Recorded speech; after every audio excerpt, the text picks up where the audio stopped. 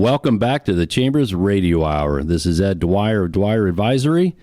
Our final segment for today's show. Scott, it's been another great time to hear the stories. We've had some, a funny story, not funny, I suppose, but, somewhat typical of what we heard from Aaliyah just a moment ago. The people have two jobs, right? And so the founders of Gray's Crazy is a pilot, so he's still working as a pilot, and his wife's working for Chase Bank, and they decide, hey, it would be kind of fun to buy a franchise. And so here they are, the owners of Gray's Crazy, and up in Jack's Beach, or actually in Ponte Vedra Beach, right? Mm-hmm. And then Dave Early comes in here, and he's got a new idea for helping out young entrepreneurs right in Ponte Vedra as well. And so I think the stories is becoming the theme of the show. People want to hear stories. You hear about Chamber, it's like, what does the Chamber do? Well, it comes to life through the stories of the Chamber members. So tune in the first Saturday of every month at 9 a.m. because we got more stories to tell. We're just getting started. So Beth Tate has stayed with us because I told you she does a lot of things for the Chamber, and she's part of the legislative initiatives that are going on both at the state, at the county, and the city. And so, Scott, a number of big things happening within that space. So turn it over to you. Gosh, it really is, Ed. First thing, we are now officially in hurricane season as of June 1st. Shh, we don't talk loud about that. But on July 10th, we are having a joint chamber meeting with our chamber and the Jacksonville Chamber in Ponte Vedra, and talking about hurricane preparedness for business.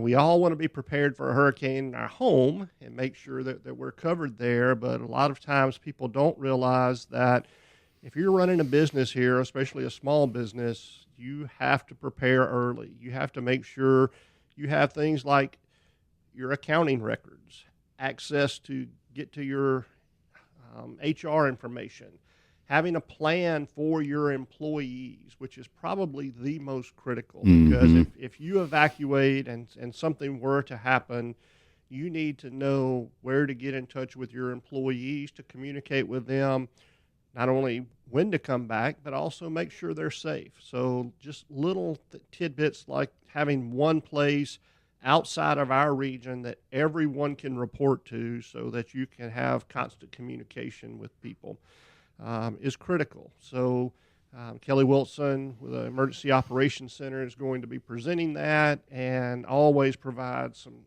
great information. But again, it's a lot of the items, especially after sitting through several storms now here. It's the stories, going back to the chamber, it's the stories you hear of going, oh, I wish I had known to do this. Well, she's putting that information out there so that our businesses can hear, and you can learn from each other. That is one of the things also, that if you're a new business or a new resident here, talk to people that have been here a while and see how do they prepare for the storm, especially if you're in a flood-prone area and your business is in a flood-prone area. How do they prepare for the storm so that, again, you're ahead of the curve on that? So I think that is so important, Scott. That my background in corporate America, I was part of the disaster recovery team and the planning, so I knew what to do, and I stepped into my small businesses, and I knew how to work with the employees. But a lot of small business owners have never dealt with that before, and the storm starts coming in, and that's when they start thinking, oh, I need a plan. Yep. So, yeah, great idea to come to that joint meeting on July 10th. So. And then, man, July 11th, Ed, our EDC breakfast is our legislative update. Finally. Yay. Right. So for everyone out there, this was originally scheduled in May, but the legislature had other ideas. They decided to stay in session and hang on. And now, so July 11th at the Embassy Suites in St. Augustine Beach is going to be hosting us. And you can still register online. All of our legislative delegation will be there or be represented there, as well as our local elected officials. So the chair of the St. Johns County Commission will be there, as well as the mayor of St. Augustine, the mayor of St. Augustine Beach, and it will be a great opportunity for us to hear the final results of what has happened this legislative session, as well as hearing from our local leaders on plans for the future and what's coming up. But this was a legislative session like no other that I've seen since I've been here. And I know Beth's been involved as chair of public policy all the way through as well. Yeah, it has been a wild ride this time. We had to reschedule that breakfast a couple of times because we weren't sure when they were ever going to close out. But we are really excited about the big win for businesses across all of Florida with the final elimination of the commercial rent tax effective October 1st of this year. That's really exciting news for all of us as business owners. Yeah, and Beth, for people that don't know what that commercial rent tax was, it was the only one in the nation. And Yes. Explain a little bit about what that was and the impact that it had on businesses. Yes, for those of us who have a business that rents space, we had two line items on our invoices for rent. One was the base rent, and then we also had that line item for the rent tax. We were actually paying, I think, what was it, 6 years ago, it was 6%. Jeez. And then it's been gradually dropping down. Right. The last year it was 2%, and they finally have completely eliminated it. And as Scott said, we were the only state in the nation that had that extra burden for our business owners, and this is going to free up millions of dollars across the state for people to be able to reinvest in their businesses. And Ed, I know you've seen, especially businesses that operate on a really tight margin. Mm-hmm. If you're paying an extra 6% on your lease cost, that's a significant amount for some people. Well, and then obviously the rents have gone up, so it exponentially followed with it. Yeah. So what would you say is probably still the one thing that we worry about that might, as you said, it's gone to the governor's desk, and so there's still some changes that could occur. Is there anything for St. Johns County listeners that you kind of go, or do you feel like things have settled into a place to make good sense for us? Well, I think it's always a question of what is he going to decide to veto at the last moment, right? Which I know he did last year. Right. There was still a lot of things that they didn't necessarily agree on, especially with talking about the tax rebates. He wasn't happy about that getting eliminated, so we don't know what he may decide. Well, this didn't work the way I wanted it to, so I'm just going to veto it. We'll have to watch and see what happens with some of those tax initiatives that are in there.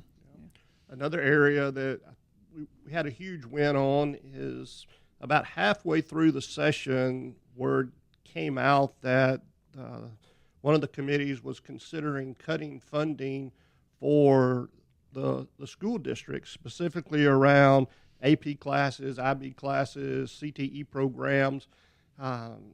Originally, when it came out, it was going to be a cut of 50% on some of their funding. And that funding is the funding that they use to stand up new career academies and other programs within the school district here.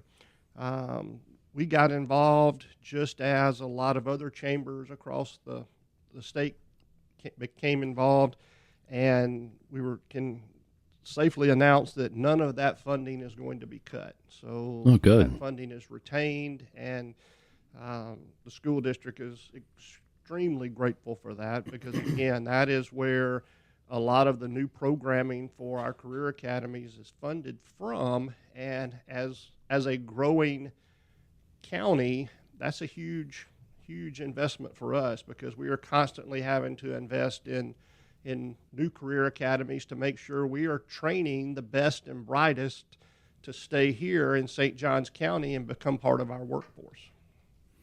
Yeah, I think one thing that we have to say was a big disappointment for us this year was what happened with the Museum Black History, because this was something that we thought we had in the bag. Everybody was for it. We were really excited about it and thought we were going to get that pushed through. It was interesting because they did leave in the funding for the Black History Museum, but the location has kind of dropped. So we're going to have to watch for that one next session and see if that comes back. And we're going to have to keep pushing here in this county to bring that home. Absolutely. And our delegation has been phenomenal in helping us support that as well. So a huge shout out to them. But yeah, that is coming up. But we will actually get to hear this directly from their mouths at the legislative update, which again will be July 11th. You can register online at sjcchamber.com. Just click on the events tab and it will take you there. But we would love to have as always, there's a fantastic turnout for that event. And you then have an opportunity to hear it directly from them and see them. So those are some great activities coming up. One last one I'll give a quick shout out to. Tourism and Hospitality Council is going to meet on July 17th. And the topic of that conversation is going to be music tourism. So with the AMP, with the new Ponte Vedra Concert Hall getting ready to come back online very quickly, Shout Out Loud, and all of the other wonderful music tourism activities that we have here. It's going to just be discussing that and the economic impact that it has on our community. Well, that was Scott Maynard with the Chamber along with Beth Tate. Thank you both for great updates on what's going on in legislative and everything else. And with that, we will be back next month on August 2nd. Have a great Saturday, everyone.